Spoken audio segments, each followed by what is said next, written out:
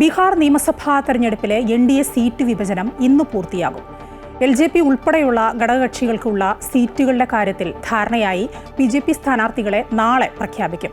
അതേസമയം RJD നേതാവ് തേജസ്വി യാദവ് ഇന്ന് പ്രതിപക്ഷ നേതാവ് രാഹുൽ ഗാന്ധിയുമായി കൂടിക്കാഴ്ച നടത്തും. സീറ്റ് വിഭജനവും പ്രചാരണ വിഷയങ്ങളും ചർച്ചയാവും. 2 ദിവസത്തിനുള്ളിൽ സ്ഥാനാർത്ഥികളെ പ്രഖ്യാപിക്കും എന്നാണ് കോൺഗ്രസും RJDയും വ്യക്തമാക്കുന്നത്. അതേസമയം ജൻസൂരജിന് പുറമെ AIMIM പാർട്ടിയും മത്സരരംഗത്തെത്തിയത് പ്രതിപക്ഷ സഖ്യത്തിന് പ്രതിസന്ധി ഉണ്ടാക്കുന്നുണ്ട്. കൂടുതൽ വിവരങ്ങളുമായി ഡൽഹിയിൽ നിന്ന് ഞങ്ങളുടെ പ്രതിനിധി KK പ്രശാന്ത് ചേരുകയാണ്. പ്രശാന്ത്, ബീഹാർ തെരഞ്ഞെടുപ്പിലേക്ക് കടക്കുകയാണ്. ബീഹാറിൽ അതിൻ്റെ ഒരുക്കങ്ങളൊക്കെ നടക്കുന്നു, പ്രചാരണങ്ങളൊക്കെ കടക്കുകയാണ്. എങ്ങനെയാണ് സ്ഥാനാർത്ഥി നിർണയം? ആ കാര്യങ്ങളൊക്കെയാണല്ലോ എപ്പോഴും തർക്കങ്ങൾ വരിക.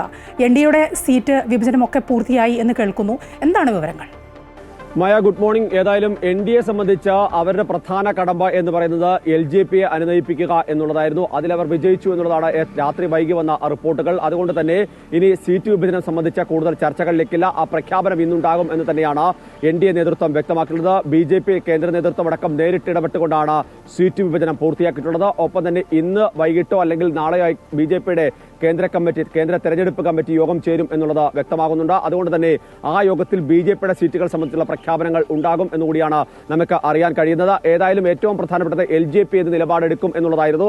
LJP കേന്ദ്രമന്ത്രിമാർ നേരിട്ട് ചർച്ച നടത്തി അനുനയിപ്പിച്ചിരിക്കുന്നു. അതുകൊണ്ട് തന്നെ NDA സംബന്ധിച്ച സീറ്റ് വിഭജന കാര്യങ്ങൾ പൂർണ്ണമായും അവസാന ഘട്ടത്തിലേക്ക് എത്തി എന്ന് തന്നെ നമുക്ക് ഉറപ്പിച്ച് പറയാവുന്ന ഒരു സാഹചര്യമുണ്ട്. അതേസമയം മറുവശത്ത് മഹാഗഠബന്ധനെ സംബന്ധിച്ച് ഇപ്പോഴും ഇത് പൂർത്തിയായിട്ടില്ല. പ്രത്യേകിച്ച് ഇടത് പാർട്ടികൾ തങ്ങളുടെ നിലപാടുകൾ ആവർത്തിക്കുന്നുണ്ട്. അതിനേക്കാൾ പ്രധാനപ്പെട്ട പ്രശ്നം ഇന്ന് രാവിലെ ഇപ്പോൾ ജാർഖണ്ഡ് മുക്തി മോർച്ച വലിയ നിലപാട് എടുത്തിരിക്കുന്നു എന്നുള്ളതാണ്. അതായത് 12 സീറ്റില്ലെങ്കിൽ മറ്റു നീക്കങ്ങൾ നടത്തുമെന്നുള്ളതാണ് JAM വ്യക്തമാക്കിയിരിക്കുന്നത്. അന്ത്യശാസനം നൽകിയിരിക്കുന്നു മഹാഗഠബന്ധന്. അതുകൊണ്ട് തന്നെ ഇനി എന്ത് നിലപാട് അക്കാര്യത്തിൽ ഇവരെടുക്കുമെന്നുള്ളതാണ് പ്രധാനമായി നിലനിൽക്കുന്നത്. നേരത്തെ ഇടത് പാർട്ടികൾ മാത്രമാണ് അത്തരത്തിലൊരു ഭീഷണി മുഴക്കിയിരുന്നെങ്കിൽ ഇപ്പോൾ JAM കൂടി രംഗത്തെത്തിയതോടുകൂടി തന്നെ പ്രതിപക്ഷ നിരയിൽ വലിയ ആശങ്കയുണ്ടാക്കുന്നുണ്ട്. ഇതിനേക്കാൾ പ്രധാനപ്പെട്ട കാര്യമാണ് ജൻസൂരജ് പാർട്ടിയും അതുപോലെ തന്നെ അസാദുദ്ദീൻ ഒവൈസിയുടെ പാർട്ടിയും രംഗത്തെത്തിയത്. സ്വാഭാവികമായും നേരത്തെ ഒവൈസി ഒരു സീറ്റ് നേടിയ സംസ്ഥാനമാണ് ബീഹാർ. മാത്രമല്ല പ്രതിപക്ഷത്തെ സംബന്ധിച്ച അവർക്ക് ഏറ്റവും സ്വാധീനമുള്ള ന്യൂനപക്ഷ മേഖലകളിൽ കടന്നു കയറാൻ വളരെ കൃത്യമായി ഒവൈസിക്ക് കഴിയുകയും ചെയ്തിരുന്നു. ഇത്തവണ ഇതിനോടകം തന്നെ 100 സീറ്റിൽ മത്സരിക്കുമെന്നുള്ളതാണ് ഒവൈസി വ്യക്തമാക്കിയിരിക്കുന്നത്. ആ ഒരു പശ്ചാത്തലത്തിൽ മുസ്ലിം ന്യൂനപക്ഷ മേഖലകളിൽ ഈ പാർട്ടി എത്തിക്കഴിഞ്ഞാൽ സ്വാഭാവികമായും വലിയ പ്രതിസന്ധിയായിരിക്കും RJDക്കും കോൺഗ്രസിനും ഉണ്ടാക്കുക. പ്രത്യേകിച്ച് 17% ന്യൂനപക്ഷ വിഭാഗങ്ങളുള്ള സംസ്ഥാനമാണ് ബീഹാർ. അത് സ്ഥിരമായി കോൺഗ്രസിലേക്കോ അല്ലെങ്കിൽ RJDയിലേക്കോ പോകുന്ന വോട്ടുകളാണ്.